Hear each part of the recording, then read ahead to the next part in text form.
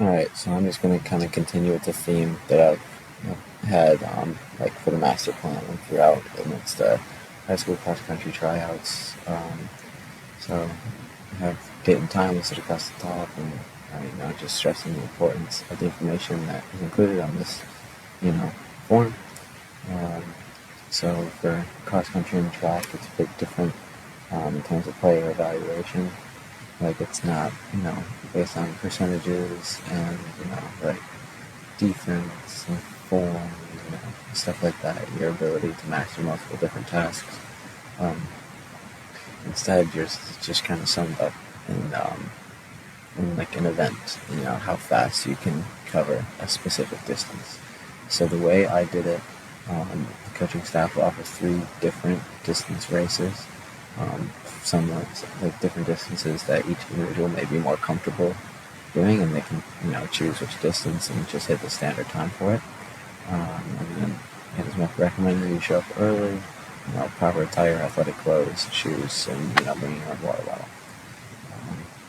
So for the layout, the coaches, they'll lead pretty much everything. They'll warm the athletes up, so that they'll be giving their best shot to hit the time to make the team. And once all the events are completed, the coaches will lead a cool down and then meet with each athlete individually, and kind of show them the report, and then everyone's free to leave.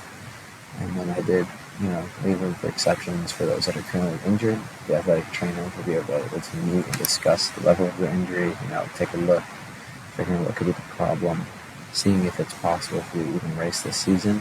And after the meeting, we'll be able to move on and see if you can attempt a tryout later and to compete during the season.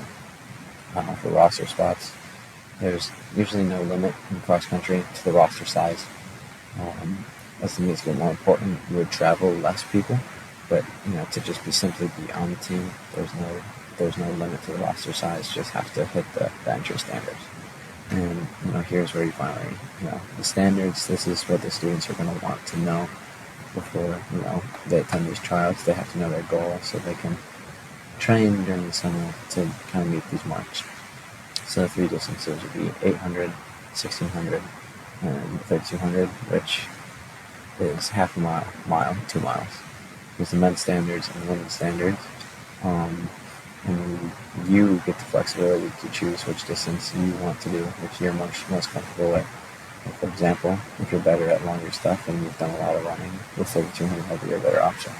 But if you haven't done a lot of endurance training and maybe like you've played a lot of basketball over the summer with your friends and stuff, and have quick agility, etc., maybe the 800 is your better option to start with.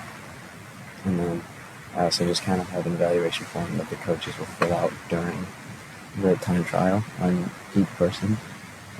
So they'll get a look at what their form is, how well they're pacing for the distance they're racing, what they believe is proper athletic attire and shoes, etc.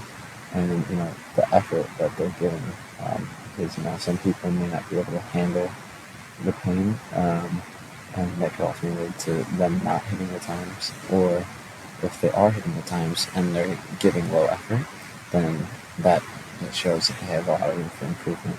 Same thing with pacing. If the pacing is poor, if you fix that, it shows there's room for improvement. Same thing with form. Form is poor, shows there's room for improvement. So that's pretty much what I got for my tryout. I've covered all the bases in my opinion. So